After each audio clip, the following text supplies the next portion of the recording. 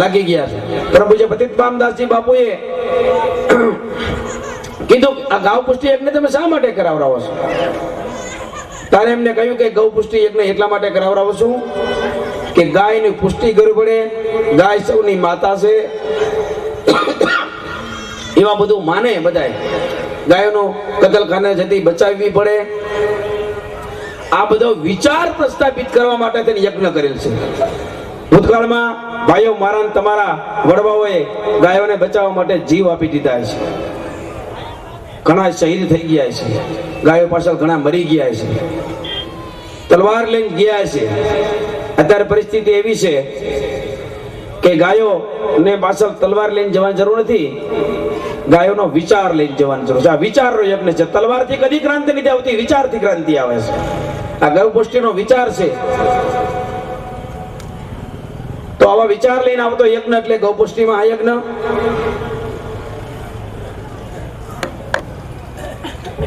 તો આવા યજ્ઞમાં પધાર્યા છો અને યજ્ઞશાળા તો જુઓ તમે,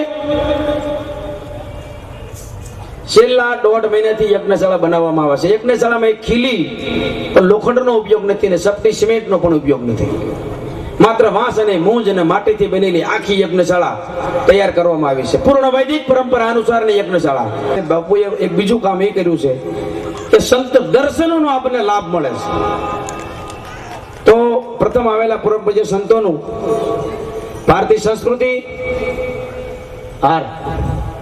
અને પરંપરા અનુસાર આપણે એમનું સ્વાગત કરી અને એમના આશીર્વાદ મેળવીએ.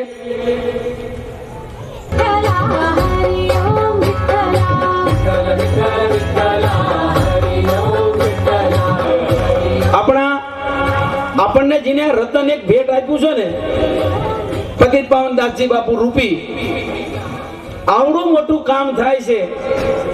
તમે બાપુના દર્શન કર્યા છે તો નાની એવી ઉંમર છે અને આપણે ગુજરાતીમાં કહેવાય ને કે છોકરું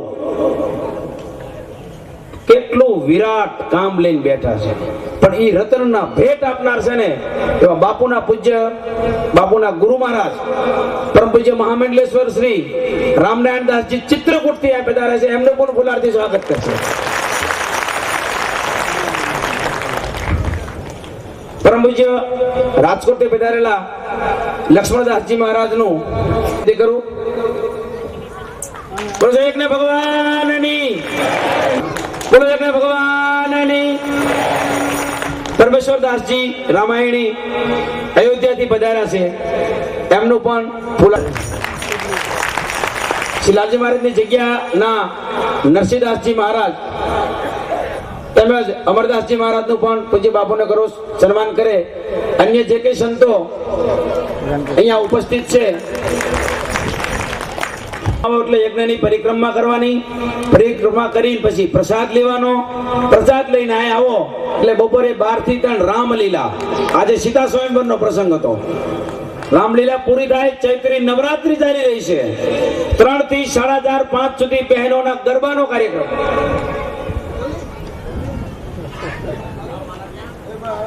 આપણા બાપુના મિત્ર છે, એમનું પણ સ્વાગત લક્ષ્મણદાસજી મહારાજ કરશે.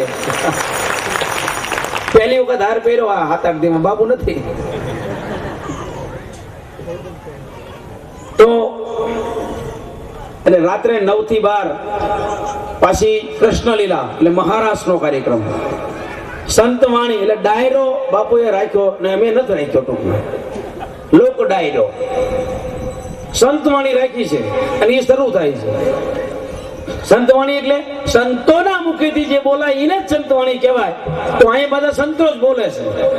તો પ્રથમ હું સુપ્રસિદ્ધ શ્રી લાલજી મહારાજની જગ્યા સાયલાના પરમ પૂજ્ય મહંત શ્રી દુર્ગાદાસજી મહારાજ ને વિનંતી કરું કે આપણને સૌને એમની વાણીમાં તરબોળ કરશે. પરમ પૂજ્ય દુર્ગાદાસજી મહારાજ. રામચંદ્ર ભગવાન કી, શ્રી લાલજી મહારાજ કી, સનાતન ધર્મ કી જય. યમ બ્રહ્મા વરુણેન્દ્ર રુદ્ર મરુતઃ स्तुन्वन्ति देवैस्तवैर्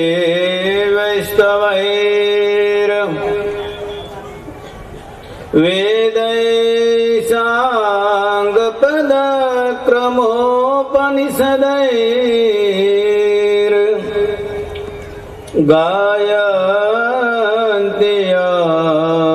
સામગામ દેવાય તસ્મૈ નમઃ. શાંતમ શાશ્વતમ પ્રમેયમનગમ નિર્વાણ શાંતિ પ્રદમ બ્રહ્મા શંભુ ફણેન્દ્ર સેવ્ય મનિષં વેદાંત વેદ્યં વિભો રામાખ્યં જગદીશ્વરં સુરગુરું માયામનોસ્યં હરિં વંદેહં કરુણાકરં રઘુવરં શ્રીભૂપાલ ચૂડામણિ.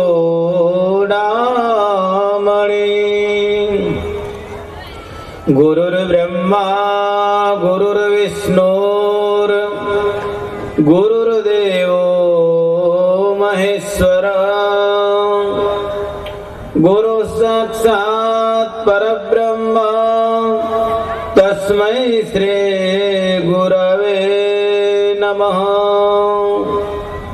આપદામપહર્તારં દાતારં સર્વસંપદાં લોકાવિરામં શ્રીરામં ભૂયો ભૂયો નમામ્યહં.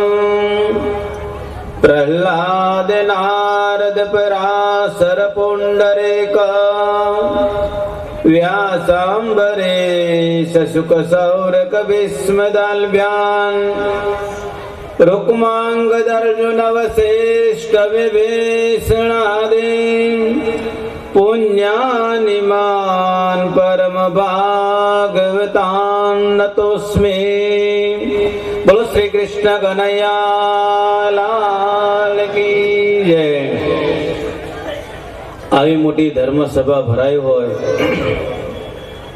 રોજ ભગવાનનો પ્રસાદ આરોગતા હોય,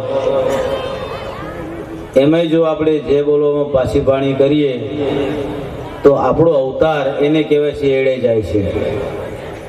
વારંવાર મનુષ્યનો અવતાર મળતો નથી. આવી વાણી ન મળે, આવા કાન પણ ન મળે, આવા દાંત પણ ન મળે. કેટલું સુંદર મજાનું ભગવાને શરીર બનાવ્યું છે, દેવોથી પણ દુર્લભ. અને એમાંય જો આપણે જે બોલવામાં પાછા રહીએ, જે બોલવાથી તો આંતરિકમાં રહેલા જે પાપ હોય એ બળીને ભસ્મ થઈ જતા હોય. એટલી બધી જેમો તાકાત હોય છે. એવી જોશથી જે બોલો કે જે કારણે કદાચ કોઈ ખૂણે ખચકે પાપ ભરાયેલું હોય, આડોશી પાડોશીમાં તમારામાં તો જાય ઓલા ગોપુષ્ટિ યજ્ઞ ચાલે છે ને, ત્યાં બ્રાહ્મણો બોલી દે છે ને, 101 બ્રાહ્મણો, ત્યાં બધું ચાલી જાય અને ત્યાંનું કલ્યાણ થઈ જાય. અને જો તમે જે ન બોલ્યા તો તમને વાલામાં વાલા છે, તો જે તમને વાલું હોય એ આપણે મનમાં સમજી જાવ, કોઈને કહેવાય નહીં. પાછું અમુક ખાનગી વાતો ન કહેવાતી હોય. બોલો શ્રી કૃષ્ણ કનૈયા સનાતન ધર્મ કી જય. અનંત કોટી બ્રહ્માંડ નાયક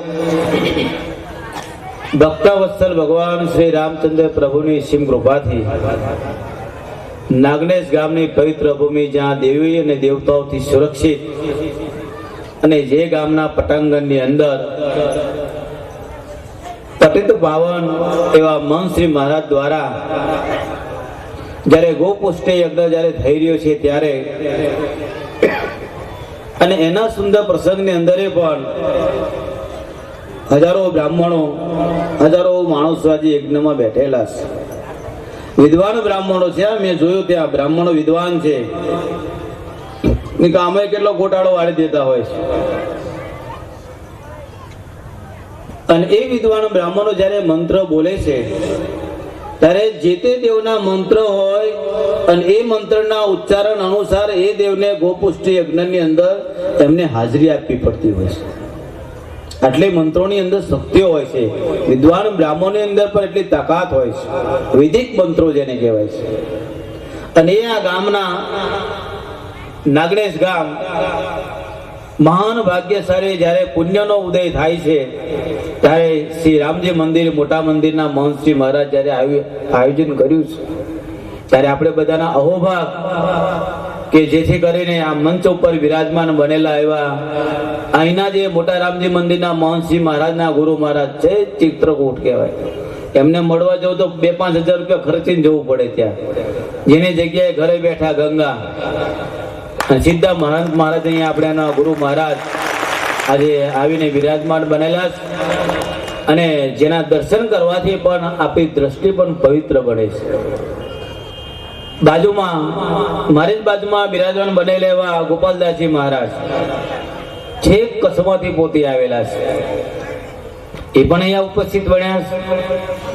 રાજકોટથી આપણું પાડોશી ગામ સિટી જેને કહેવાય ત્યાંથી પણ લક્ષ્મણદાસજી મહારાજ આવા મંચસ્થ ઉપસ્થિત મહાપુરુષોની ઉપસ્થિતિમાં પણ વડીલો, માતાઓ, ભાઈઓ, બહેનો ખરેખર સત્સંગ સાંભળતા પહેલા ભગવાનનો જે મંત્ર જે છે એ મંત્રનું ગાન જરૂર કરવું જોઈએ આપણે બધાએ. અને એ મંત્ર છે આપણે બધા એક સાથે બોલવાનો અને સરળમાં સરળ. બાકી મંત્રો જે છે ને બહુ હાર્ડ હોય છે. બ્રાહ્મણો સિવાય મંત્ર બોલી ન શકે, સાધુ બ્રાહ્મણ સિવાય. અને એ મંત્ર સરળમાં સરળ આપણા શ્રીમદ ભાગવત ની અંદર બતાવ્યો છે. અને આપણે બધા એક સાથે હું ગાઉં અને બાદ પછી તમારે બધાએ ગાવાનું. ઓમ નમો ભગવતે વાસુદેવાય. ઓમ નમો ભગવતે વાસુદેવાય. ઓમ નમો ભગવતે વાસુદેવાય. ઓમ નમો ભગવતે. આ દેશની અંદર રામ અને ભગવાન કૃષ્ણએ સ્વયં પોતે પ્રગટ થયેલા છે. પુણ્ય કોઈ વસ્તુનું આજે પ્રાગટ્ય નથી. પુણ્ય અવશ્ય જરૂરી હોય છે. કર્મ પ્રધાન વિશ્વ કરી રાખા, જો જસ કરઈશું તસ ફલ ચાખા. કોઈ પણ સંત મહાત્મા હોય, ચાહે એક સામાન્ય ગ્રહસ્થી હોય, પણ કર્મ તો સર્વશ્રેષ્ઠ માનવામાં આવે છે. અને એ કર્મ કેમ કરવા એનું આપણા ઋષિ મુનિએ દરેક વ્યક્તિને માર્ગદર્શન આપેલું છે. જે ઋષિ મુનિઓના સાનિધ્યની અંદર જે કે માર્ગદર્શન બતાવ્યું એ માર્ગદર્શનને લઈને આજે ભારતની જનતા સાધુના કહેવા પ્રમાણે ડગલે ને પગલે પાછળ પાછળ હાલી જતી હોય છે. આવો ગોપુષ્ટિ યજ્ઞ કરવો કઈ નાના છોકરાને ખેલ નથી. કેટલા મહિનાની આજે તૈયારીઓ થતી હોય ત્યારે આ બધું આ મંડપ નવરચનાઓ બધી થતી હોય છે. કારણ કે નાગનેશના ગામની અંદર રહેલા જે દેવો છે એ દેવો જાગૃત છે. જો એ ગામના દેવતાઓ જાગૃત ન હોત તો આ યજ્ઞ ન થઈ શકે. ગામના પણ દેવ હોય છે અને દેવોને જાગૃત રાખવા માટે આપણા રામજી મંદિરના પૂજારી હોય, માતાજીના પૂજારી હોય, એને આપણે એ લોકો તન મનથી જ્યારે પૂજા કરતા હોય ત્યારે જ ગામના દેવતાઓ જાગૃત હોય. લોકો ખૂબ દાન બહારના મંદિરોને આપે છે ને આપવું પણ જોઈએ, પણ ગામના મંદિરોને પહેલા તમે હાચવો. સાયલાની મંડળી આવે, ગામો ગામ ફરે, લોકો મણ, 2 મણ, 5 મણ, 10 મણ બધું અનાજ લખાવે, પણ ગામના મંદિરનો પૂજારી બચારો ઘઉં વગર ફરતો હોય છે અને વેચાતા લાઈન ખાતો હોય છે. એટલે કહેવાનો ભાવાર્થ, કોઈ પણ દેવી દેવતાનું ગામ હોય અને એ દેવી દેવતાઓને જાગૃત રાખવા માટે ગામના મંદિરોની સાચવણી જરૂરી હોવી જોઈએ. તો જ આજે દિન પ્રતિદિન દેવતાઓ જાગૃત બને એટલે આપણા ઘરમાં સારા ઘરની કન્યા આવે, સારા સંતાનનો બાળકનો જન્મ થાય. આપણા ગામમાં ગાયોનો પણ નિવાસ બને, પણ એ બધું ક્યારે? પુણ્ય હોય છે ત્યારે. અને પુણ્ય પ્રાપ્ત કરાવનાર કોણ? આપણું રામજી મંદિર હોય છે, માતાજીનો મઢ હોય છે, એના સંતો કે મહંતો કે બ્રાહ્મણો હોય છે, એને લઈને ગામના દેવતાઓ જાગૃત બનતા હોય છે. એટલે કહેવાનો ભાવાર્થ, ખૂબ પૂર્વના પુણ્યનો ઉદય થાય છે ત્યારે મને ને તમને ભગવાને મનુષ્યનો અવતાર આપ્યો છે. જે અવતારની અંદર ઊભા બનાવ્યા છે, હા, મને ને તમને ઊભા જ બનાવ્યા છે ને. આડા બનાવ્યો હતો, ભેંસ, બળદ, સિંહ, વાઘ, વરુ એવા આડા બનાવ્યા ને એ યોનિમ જતા રહ્યા હોય તો મજા ન આવે. હા, જે માનવ અવતારની અંદર આનંદ મળે છે, સારું સારું ખાવું, ખાઈએ છે લાડવા, દાળ, ભાત, શાક, પૂરણપોરી, અને બોલ્યા શું કહેવાય, લારી મળે છે પાણીપુરી, એ ઉભા ઉભા પાછું ખાવાનું મળે. કોઈ દિવસ તમને ભેંસમાં અવતાર જતો રહ્યો ને પછી કોકની લારી મોઢું મારો છો, બે બોલો ઠોપકાર, હા, એ કઈ આરતી આપણી ના ઉતારે કે આનંદ મંગલ કરો, આરતી હરગુરી સંતની સેવા, બે મોઢામાં ઠોકે. એમ જે મનુષ્ય અવતારની અંદર આનંદ મળે છે, એ કોઈ યોનિની અંદર એ આનંદ મળી શકતો નથી. આમ તો ત્યાં સુધી ગામડે ગામડે વાત કરું, જાહેર સભા ભરાતી હોય ત્યારે. પણ જો આ દેશની અંદર, વિશ્વની અંદર સુખેથી લાડવાને, રોટલાને, મોહનથાળને જે કંઈ ખાતા હોય ભાઈ તલાટી સાહેબ, તો અમારા બહેનોના પુણ્યને પ્રતાપે આ બધા જલસા કરે છે. આ વર્ગ બધો પુરુષ વર્ગ. કારણ કે જે બહેનો આજે તુલસીની પૂજા કરે, ઉમરાની પૂજા કરે, પૃથ્વીની પૂજા કરે, ગાયની પૂજા કરે અને પોતાના પતિની પણ પૂજા કરે, મંદિરે જાય તો ભગવાનને કહેવાય છે કે રાજા ગુરુને ભગવાનને ખાલી હાથે પગે લગાય નહીં, તો એ વખતે પણ મુઠ્ઠી ચોખા લઈ જાય અને ભગવાન પાસે માગણી મૂકે છે. હા, અને ભગવાનને કહે છે કે હે ભગવાન, મારો ચૂડલો જે છે, મારું જે ચંદનનો આજે ચાંદલો જે છે એ તારા હાથની વાત છે પ્રભુ, તું હાચવજે. આવી માગણી કરે અને એને ભક્તિ કારણે ભગવાન એને પાછો આશીર્વાદ આપે છે. બાકી રહે પોતાના દીકરાનું પણ માગે, હે ભગવાન, મારા દીકરાને જલ્દી જલ્દી મોટો કરી દો અને જલ્દી જલ્દી એના વિવાહ થાય, ખૂબ ભણે, આગળ વધે, આવી માગણી હોય છે. બાકી રહી જાય પોતાના પિયરનું પણ માગે. હા, હે ભગવાન, મારો ભાઈલો 40 વર્ષનો મોટો ઢાઢો થયો છે, હજુ એના વિવાહ નથી થયા, તો એ ઘોડે ચડે અને પછી તારે ગોપુષ્ટિ યજ્ઞ કે રામજી મંદિર, મોટા મંદિર અહીંયા 5 નાળિયેર તને બાંધી દેશ કે જો મારા ભાઈલાના લગ્ન થઈ જાય તો. ભગવાન એમનું સાંભળે, કારણ કે રોતા જાય ને વાત ભગવાન સાથે કરતા જતા હોય. પુરુષને રોતા ન આવડે, કોકના ખરખરે જાય તો ભાડે લઈ જાય. એક જગ્યાએ ખરખરે જવાનું તો રોતા તો આવડે ને, પછી શું કરું, સામે ગામવાળા જવું તો આપણે કંઈક તો નાટક તો કરવું પડે. એટલે ગામના કોઈ સારો વ્યક્તિ હશે એને બોલાયો કે ભાઈ ખરખરે જવાનું તો બોલ, રોઈશ ખરો? હા, મારે શું વાંધો આવે, તમે મને શું આપશો? તને 10 રૂપિયા આપીશ. રોઈશ, મારે શું વાંધો આવે, મારે ક્યાં સાચું રોવું છે, નાટક જ કરવું છે. આમે ગામ ગયા, પસડી મોટી કરી અને વડલાના ઝાડ નીચે હો ખૂબ રોયો પોતે. હા, પછી ઓલા આમે ગામ વાળા પછી લાવે ને લોટો પાણી, બેડું પાણી બધું લાવે, પીવડાવ્યું આ છે, તો એટલે રોવાનું બંધ ન કર્યું. જે લઈ જવાના હતા બધા આગળ, ભાઈ હવે તો બંધ થાય કે આબરૂના કાકડા શું કરે? ના ના, કે હવે મારે બંધ થવું જ નથી. કેમ જેમ તમે મને રોડાના 10 રૂપિયા આપ્યા હતા એમ બંધ કરવાના બીજા 10 આપો તો હું રોવાનું બંધ કરું કે. હવે હા, પુરુષ વર્ગને રોતા ન આવડે, એની છાતી કઠિન હોય છે, મજબૂત હોય છે. એટલા માટે પુરુષ જ્યારે મૃત્યુ પામે ત્યારે છાતી ઉપર લાકડા વધુ મૂકવામાં આવે. પૂછાવું, જૂના વડીલો બેઠા હોય ને, છાતી પર વધારે ગંડેલી વધારે મૂકે છે. જો એમાં હલકી રહી જાય તો મરદું હબ્બદે ઊભું થઈ જાય. પગ ઉપર વધારે લાકડા આવી જાય, છાતી પર જો લાકડા ઓછા મૂકવામાં આવે તો હડપ દઈને મરદું ઊભું થઈ જાય. એટલે બધા ભાગે ભૂત હાલા પહેલા જાગ્યો હતો મારો દીકરો, એવું થાય છે ને. એટલે છાતી પર એને ઓલા વધારે મૂકવામાં આવતા હોય છે. પુરુષનું મૃત્યુ થાય ત્યારે પગ ઉપર હોજા આવતા હોય છે. આપણે આયુષ્ય પણ બતાવી દે છે, પગ ઉપર હોજા આવી જાય છે. પછી તમે હોજા સમજો કે અમારું આઈ બન્યું. હવે આગળ કરે એમ છે, બાપુએ કહેલો મારો દીકરો હોજા આવ્યા પગે, મારો કરવું શું? એટલે ઓલો ચિંતા મરી જાય. ત્યાં ઓલા મૃત્યુની વાત તો સાઈડમાં રહી જાય. એટલે દરેકનું આયુષ્ય તમને કેવું સુનો ને રૂપાળું શરીર બનાવ્યું, દેવ દિવ્ય સમાન દાર્શનિક રૂપ જેને કહેવાય છે. દાર્શનિક રૂપની અંદર બે આંખો, નાક, કાન, હાથ, પગ, 213 પ્રકારના શરીરમાં હાડકા, ડબલ કિડની, ડબલ મગજ આપેલા, મોટું મગજ, નાનું મગજ, નાનું છટકે મોટું હાલતું હોય, મોટું છટકી જાય તો નીચલું વાળું હાલતું હોય. બે જો છટકે નહીં કહેતા ઉપલો માળ ખાલી છે, ઉપલો માળ ખાલી છે એમ જ કહી દે. એટલે એ પણ ભગવાને વ્યવસ્થા કરી, બે હાથ પણ આપે ઈશ્વરે. એક હાથ ફેર જાય તો બીજા હાથે ચાલતો હોય, એક પગ ફેર જાય તો ઘોડીએ મૂકીને પણ હાલતો હોય માણસ. દરેક વસ્તુ ડબલ ભગવાને સર્જન કર્યું છે.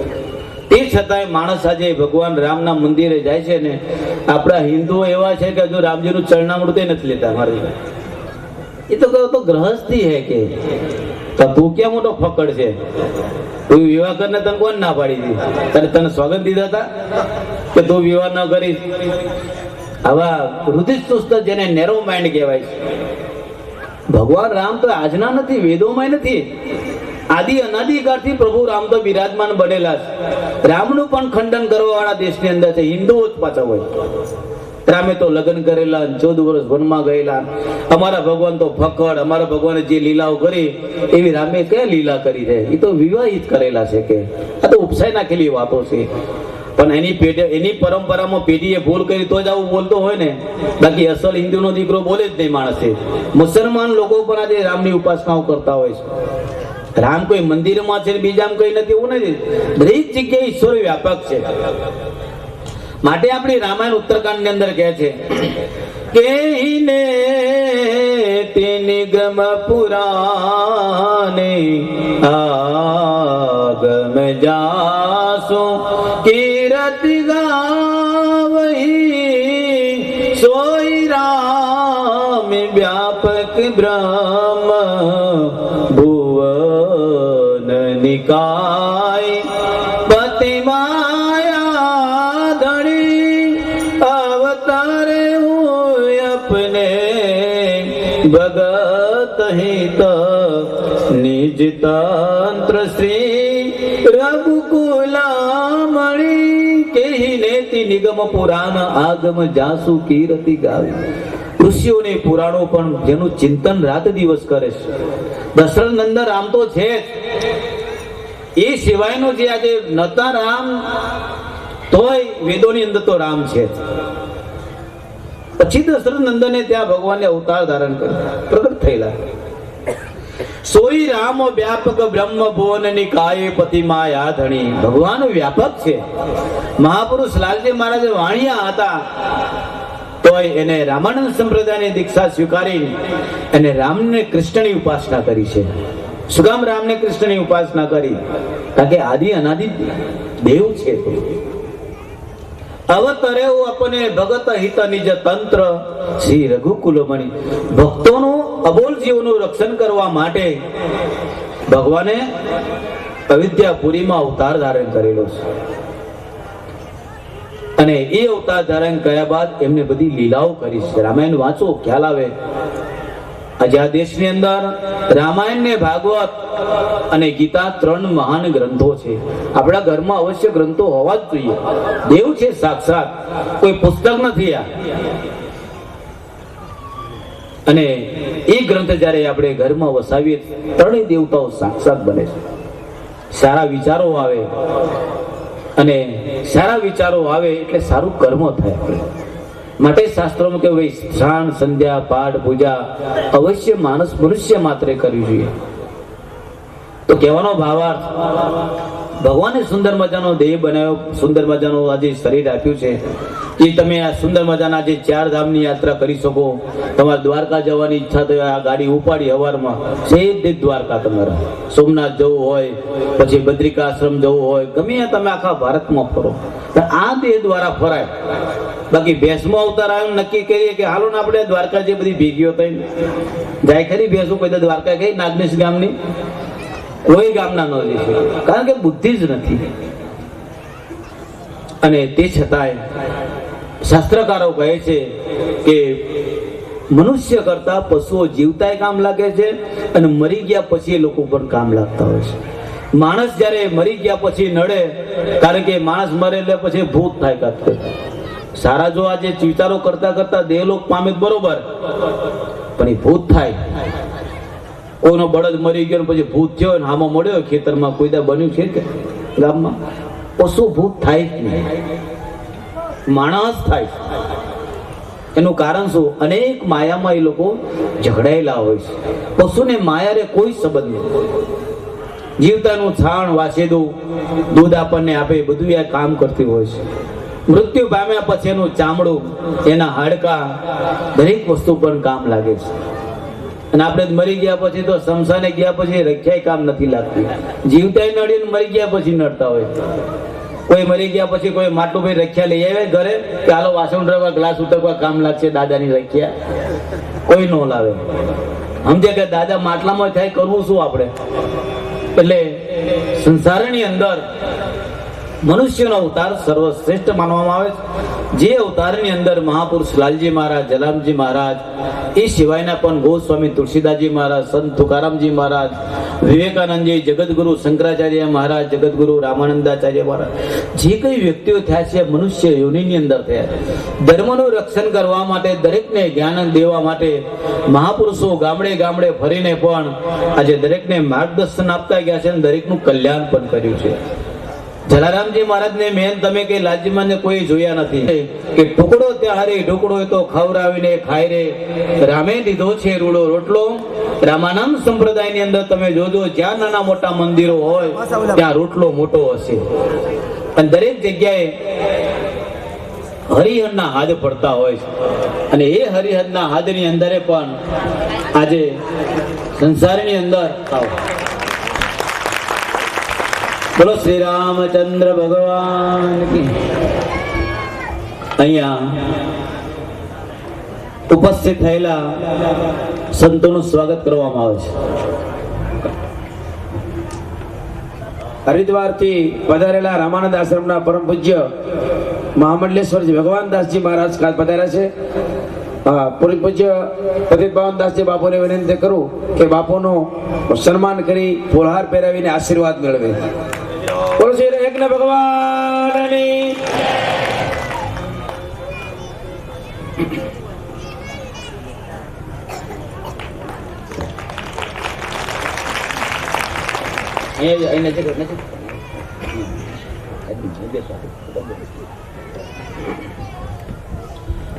બોલો શ્રી કૃષ્ણ કનૈયા. એટલે તેનો નાશ થતો હોય છે. અને ઝઘડો થવાનું કારણ છે અનસમજણ. જે માણસ જે સમજી શકતો નથી, જેનો નેરો માઇન્ડ છે, એ માણસના ઘરમાં તમે રોજ ઝઘડાઓ થાય.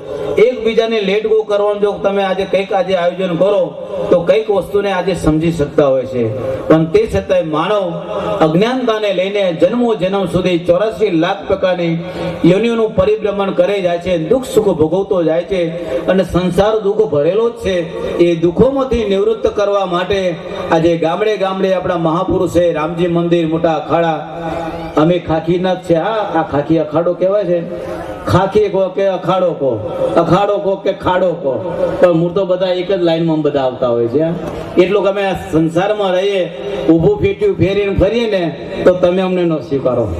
કારણ કે રોજ ગામો ગામ મંડળી ફરવાની હોય અને સંપ્રદાયનો પ્રચાર થતો હોય, સંસ્થાનો પ્રચાર થતો હોય, તો આદિ પુરુષોની જે પાઘડી હોય, ધોતી હોય, જબ્બો હોય, એના ડ્રેસમાં જ અમારે બધાએ ફરવું પડતું હોય છે. બાકી ખાખી તો જો જુનાગઢની અંદર છે, એક તરફ અયોધ્યાની અંદર તમે જાઓ, જેટલા ઘર એટલા ખાખી, ત્યાં જેટલા મકાન ત્યાં બધા સંતોનો નિવાસ થતા હોય છે. તમને બહુ આશ્ચર્ય લાગે આ મહારાજ વળી કે ઊભું ફેટ્યું પહેરવા વાળા, ઓલા મહારાજે લાલ પહેર્યું છે, આ મહારાજે સફેદ પહેર્યું છે. તો સંપ્રદાયિક નિયમો જેના હોય તો રામાનંદ સંપ્રદાયને અમે માનીએ છીએ ત્યાં સુધી લગભગ વ્હાઈટ સફેદ કપડા જ અમે બધા જો છે. કોઈ લીલું પીળુંમાં લગભગ નથી, બધા સફેદ ને ચંદન તિલક પાછા આગા પાછા હોય છે. કોઈના બિંદી વાળા મહારાજ, કોઈ સ્ત્રી વાળા હોય, કોઈ ઇધર ઉધર કે હોય, તો લેકિન મૂળ તો અમે અખાડાના જ કહેવાય છે. પછી તો જુદા પડીએ ને કે અમારી સંપ્રદાયની ગાદી આમ તો જીથડા ગાદી કહેવાય છે. અને એ જીથડા ગાદીને તો કુબાજી મહારાજ થઈ ગયા. અને એક ઉભાજી મહારાજની પરંપરાની અંદર વાંકાનેર રઘુનાથજી મહારાજનું મંદિર, પછી અમારું સાયલા, એક તરફ ગઢડાની અંદર રામજી મંદિર જગદીશદાસજી મહારાજ, એ પણ આજે જીથડા ગાદીની પરંપરામાં આવતી હોય. દરેકની પરંપરાઓ દરેક દીકરીની જુદી જુદી હોય છે, પણ સંસાર કહેવાનો ભાવ તો મૂળ અમે જે મહંતો કે સંતો છે, મૂળ તો આખરે અમે તમારા જ છે. અમારા માટે પરમાત્મા કે આખું કામ જુદું નથી કર્યું કે તમે જેમ જાઓ એમ એમ એક એક મંદિરમાં એક એક ગામડે ગોઠવાઈ જતો. આમાં તો બધી રીતે સાધુ થતા હોય. કોઈ વૈરાગથી થાય, હારા માણસ તો અમને કોઈ દે નહીં, દે હારા. અમે ગામડે ગામડે પધરે પૂછીએ કે બેન તમારે કેટલા દીકરા? એ બાબુ તમારા આશીર્વાદથી આ 3 દીકરા તમારા જ છે. કે તમારા જ આશીર્વાદ? અરે ભાઈ અમારા ન બોલીને મારી મોત થશે. જે છે બધું તમારું જ છે, પણ તોય કે બાબુ તમારા આશીર્વાદ તમારા જ છે દીકરા. તો કહેવાય છે પછી અમે કઈ ભાઈ વટલો દીકરો અમને આપો, કે ના બાપુ હા એ વાત ન કરતા. અને કહેવત છે કે સૌથી નાનો ઘરમાં દીકરો એ મમ્મીનો કહેવાય છે, અને સૌથી મોટો દીકરો એના પપ્પાનો કહેવાય છે. અને વચલો દીકરો અમારો હોય છે સાધુઓનો, પણ કોઈ દેવા રાજી હોય નહીં. કાયનો ઉપલો માળ ખાલી હોય તો અમને કહી દે કે બાપુ આને લઈ જાઓ તમારી સેવા કરશે. અરે બાપના ન વારે એમાં અમારે શું વાળવાના? હા. અને ખરેખર વડલો દીકરો કશામાં ભાગ ન પડે, ને મકાનમાં ભાગ ન પડે, સંપત્તિમાં ભાગ ન પડે. દીકરીના વિવાહ, બેનના વિવાહ થતો જવતર ન હોમી શકે, એના બાપનું શ્રાદ્ધ કરવું તે ન કરી શકે, કશામાં એને કઈ ભાગ મળે નહીં. તો બાવો ન થાય બીજું થાય શું અમારા? બાવ એટલે તમારી ભાષા, અમારી ભાષા સાધુ સાહી કહેવાય છે.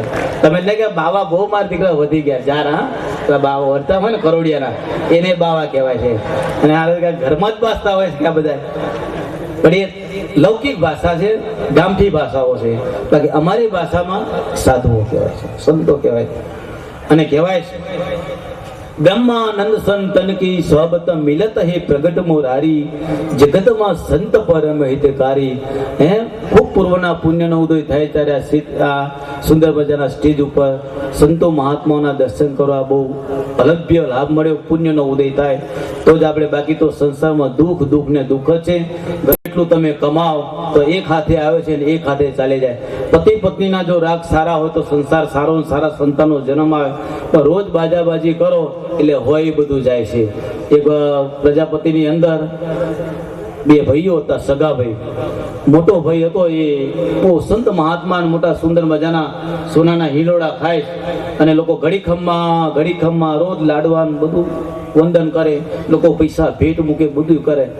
એટલે ઓલો નાના ભાઈની વહુ હતી એટલે એને વાત કરી કે મારે તમને એક વાત કરવી છે કે તમારા 2 ભાઈઓ, તમે 2 ભાઈઓ એક માના પેટમાં આડતીને મોટા થયા, એક માનું ધાવન ધાવ્યા, એક જ આજે ગુરુ મહારાજના આશ્રમથી અભ્યાસ કરેલો છે, તો આટલો બધો ફેર કેમ? ઓલો મોટા સોનાના હિંડોળા ઉપર हिले છે, ઘડીખમમાં બાપુની જય જયકાર કરે છે, રોજ સુંદર મજાના પ્રસાદ ખાય છે, હજારો લાખો રૂપિયાના પગમાં મૂકે છે, તમને આમ કેમ? કે નથી વાત કરવા જઈ, રવા દે ને. કે ના ના તમે કહો. આજે ઘણા ટાઈમથી 12 મહિનાથી મારી ઈચ્છા છે તમને કહેવાની. તો જો સાચી વાત કહું, મારા ભાઈએ ગુરુના પગ પકડ્યા, જે ગુરુના પગ પકડ્યા ત્યારે આજે મોટા હિલોડા ખાય છે, ઘડી ખમ્માન મોટો મહંત થયો છે. પકડ્યા છે ત્યાંથી હજુ માટલા ગડવાથી હું આવતો છે. જે પગ બરોબર જ પકડ્યા છે, પગલા ગડીને સંત સાધ ફકીર કે આજે પશુ કે પંખીને તમે કઈ ક્ષણ આજે આપો તો ઘરમાં પુણ્યનો વધારો થાય છે, સંપત્તિનો પણ વધારો થાય છે. અને આપણા દીકરાઓના વિવાહ, દીકરીઓના પણ વિવાહ એ પુણ્યના પ્રતાપે થાય છે. અને એ ધમાલ કરતો બંધ થઈ જાય, નોકરી ધંધો લાગે, વિવાહ સારા થઈ જાય. તો કે અમારા હાથ મૂકે ન હાલતા હોય તો અમારા હાથથી કે થોડો હરખો થઈ જવાનો. એની અંદર લગભગ 25 લાખ, કોઈ 42 લાખ આવા સાધુની વાતો કરે છે. આ બધા ફકડ છે, આમાં લકડ કોઈ નથી. લકડમાં સમજો ને વિવાહી, ફકડ એટલે આગળ પાછળ કોઈ ઉલાર ધરાર કઈ નહીં. અમારું શ્રાદ્ધ કરવા વાળું કોઈ ન હોય. એ જે જો ચેલાન હરખું પડ્યો, ચેલાન અમે હરખો વાંચ્યો હોય તો વળી કંઈક કરે હરખો અમારી પાછળ. અને બાકી જો ચેલો અમારું માથું ભાગ એવો હોય ગુરુનું, એ વળી પાછું જુદું હોય છે. એટલા માટે પણ જે કંઈ થાય છે બધા ફકડ સંતો, પણ ભજન અને ભક્તિના પ્રભાવે તમને જ્યારે આશીર્વાદ આપતા હોય ત્યારે આશીર્વાદના પ્રતાપે આપણે બધા સૌ સુખી બનીએ છીએ. અને સુખીની અંદરે પણ સારું આજે ધન સંપત્તિ આપણે કમાઈએ. વારંવાર મનુષ્યનો અવતાર મળતો નથી. 12 કલાકનો દિવસ હોય છે. 12 કલાકની અંદર જે ભગવાને આપ્યું છે તન મન ધન દ્વારા જેટલી રાષ્ટ્રની સેવા થાય, જગતની સેવા થાય, સાધુ સંત ફકીરની સેવા થાય, જેટલું આપણાથી સારું કાર્ય થાય એટલું કરવું. રાત્રિ સૂઈ ગયા પછી હું ને તમે કોઈ પણ પ્રકારની કોઈ પ્રવૃત્તિ કરી શકતા નથી. 12 કલાકની દુનિયાની અંદર આપણે મસ્તીને મોજની અંદર આપણે જીવન ગાળવું અને જેના કારણે આજે ભજન કંઈક કરો, પરમાત્માની પ્રાર્થના કરો, ઈશ્વરની આરાધના કરો, એ બધું સાથે આવશે. બાકી પ્રપંચ કોઈ દિવસ તમને સાથે નહીં આવે. પ્રપંચ તો જે છે એ તો તમને 84 લાખ પ્રકારની યોનીમાં ધકેલી જશે. અને એમાંથી મુક્ત કરવા માટે આજે ઘર બાર સંસારનો ત્યાગ કરીને, આજે મા બાપનો ત્યાગ, સંપત્તિનો ત્યાગ, ભાઈઓનો ત્યાગ, કાકાનો ત્યાગ કરીને આજે આ સંતો જે સ્ટેજ ઉપર બેઠા હોય કોના માટે? હું તો સમાજના માટે બની છે. તમે ઘણા કહે છે કે બાપુ તો લાડવા બહુ ખાતા હોય છે, આ તો બધા લાડવા વાળી છે. હવે આટલું બધું બોલતા હોય, બધું આટલો બધો ત્યાગ કર્યો હોય, પછી લાડવા ના ખાત બીજું શું ખાય? રોટલા થોડા મારે ખાવાના હોય. તમારા સમાજને સુખી બનાવવા માટે રાત દિવસ પરમાત્માનું ચિંતન, આવા યજ્ઞો કરતા હોય. પતિત પાવન દાસજી મહારાજને 2 ટાઈમ રોટલા ખાવાનું શું કામ આવું કરવું જોઈએ ભાઈ? 2 ટાઈમ ખાવું છે, બોલો. એ છતાંય આજે દેશનું કલ્યાણ કરવા માટે, રાષ્ટ્રનો વિકાસ કરવા માટે, ગાયોના આશીર્વાદ પ્રાપ્ત કરવા માટે આજે મોટો આજે મંડપ 3 કે 4 મહિનાથી જે આયોજન કર્યું હોય, સતત એક ધારા કોઈ રાજસ્થાનથી સંત મહંતો આવ્યા, કોઈ બનારસથી આવ્યા, કોઈ સાધુ કે બ્રાહ્મણો આવીને આજે 3 મહિનાથી આની પાછળ ઝઝુમે છે. એનું મૂળ કારણ તમારા દરેક જીવાત્માને સુખી બનવા માટે, દરેક જીવોનું કલ્યાણ કરવા માટે આ મોટો પ્રયત્ન થઈ રહ્યો છે. અને એ પ્રયત્ન આજે સફળ થવા જઈ રહ્યો છે. આજે નહીં આટલી બધી ગીર્દીની અંદર કંઈક ને કંઈક માથાકૂટો થઈને ઊભી રહે છે, જેની જગ્યાએ એ તન મન ધન દ્વારા હવ કોઈ વ્યક્તિઓ દાન કરવાનો આજે આપણને સમય મળ્યો છે. હું તમને એમ નથી, તમે પૈસા પતે પવનદાજીમાં કોઈ 2 રૂપિયા માંગતા નથી. આપો તો આપણું તો કલ્યાણ જ છે. કંઈક તમે લાંબો હાથ કરશો તો રહેલા દેવતાઓ જે છે એ તમને જરૂર આશીર્વાદ આપશે. દેવતાઓ હું તમે જોઈ શકતા નથી, પણ દેવો મને તમને દરેક વ્યક્તિઓને જોઈ શકે છે. અને એટલા માટે દાન આપણા સૌરાષ્ટ્રની અંદર કે આખા ભારતની અંદર મોટું માનવામાં આવે છે. રોટલો ત્યાં હરી ઢોકળો હોય તો ખવરાય ને ખાય રે, રામે દીધો છે રોડો રોટલો. જેટલા રામના મંદિરો છે ગામડાઓમાં કે મોટા સાયલા, વીરપુર, સતાધાર, દુધરે, દુધઈ, પાળિયાદ, ચલાળા, એ સિવાયની પણ નાની મોટી સંસ્થાઓ તમે જુઓ, જ્યાં જુઓ ત્યાં આજે હરિહરનો હાથ પડાવતા હોય છે. નાની મોટી સંસ્થાઓની સંતો રહેતા હોય, ભગવાનનું ભજન કરતા હોય અને કંઈક આજે વ્યક્તિનું કલ્યાણ કરવા માટે રામાયણ વાંચતા હોય છે, કંઈક ભાગવતનો પાઠ પણ કરતા હોય છે. પણ કોનું? રાષ્ટ્રનું કલ્યાણ કરવા માટે. દાન એક જ વ્યક્તિને આપો. ઘણા ખરા રૂઢિવાદી હોય કે અમે અમારા મહારાજને જ આપીશું, બીજા કોઈને અમે દેતા નથી. કે એ કોઈ આપણે કે માનવતા કે આપણો કોઈ સત્સંગ કે આપણે કોઈ સેવકને લાયક ન કહેવાય.